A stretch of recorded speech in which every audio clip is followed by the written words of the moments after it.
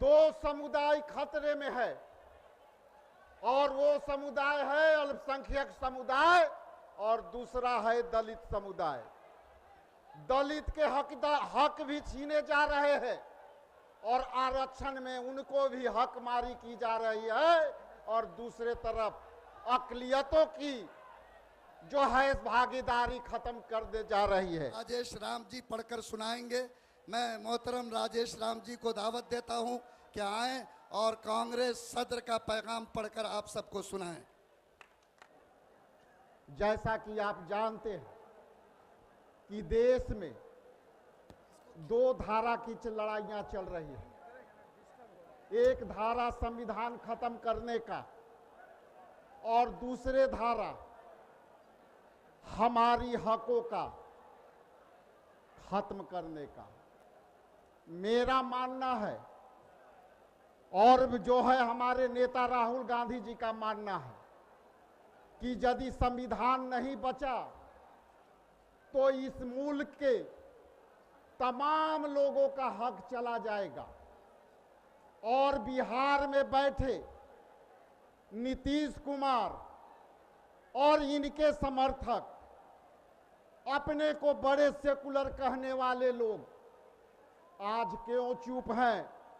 वक्फ board पर जिस तरह से जदयू के रवैया रहा वो कभी माफ करने वाला नहीं है और इसमें भारतीय राष्ट्रीय कांग्रेस पार्टी और बिहार प्रदेश कांग्रेस कमेटी के तमाम नेता इसको जो है विरोध प्रकट करने का काम किया है और आपकी इस लड़ाई में हम कदम से कदम चलाने के लिए तैयार हैं, कदम से कदम चलाने के लिए तैयार हैं।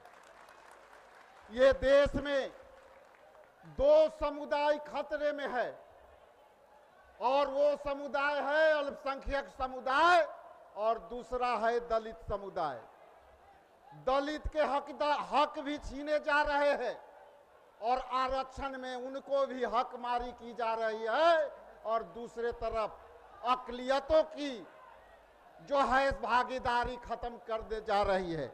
उसी संदर्भ में आदरणीय राष्ट्रीय अध्यक्ष भारतीय राष्ट्रीय कांग्रेस के आदरणीय मल्लिकार्जुन खड़गे साहब, president legislature of opposition Rajya Sabha ने आपके लिए संदेश भेजा है और साफ शब्दों में आपकी समर्थन किया है और वक्फ बोर्ड बिल को विरोध किया है। मैं आपके बीच आदरणीय मल्लिकार्जुन खड़गे साहब का और इसके पहले आदरणीय राहुल गांधी जी का संदेश आपके बीच आ चुका है, इसलिए अभी मैं आदरणीय मल्लिकार्जुन खड़गे साहब का संदेश आपके बीच रखना चाहता हूं। आदरणीय श्री अहमद वली फैजल रहमानी साहब वक्फ बचाओ संविधान बचाओ सम्मेलन में बुलाने के लिए हम सबके शुक्रगुजार हैं।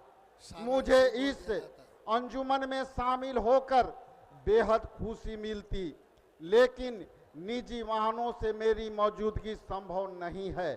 मैं इस खत के जरिए इस आयोजन को सफलता के लिए आपको शुभकामना देता हूं। आप जानते हैं कि संसद और संसद के बाहर कांग्रेस पार्टी लगातार वक्फ बोर्ड के छेड़छाड़ करने के मुखालफत करती रही है। 8 अगस्त 2024 को जब लोकसभा में यह बिल पेश हुआ था तभी विपक्ष ने इसे संविधान के अनुच्छेद 26 का उल्लंघन बताते हुए विरोध किया था। इस कारण संयुक्त संसदीय समिति ज्वाइंट पार्लियामेंट्री कमेटी के पास इस बिल को भेजा गया।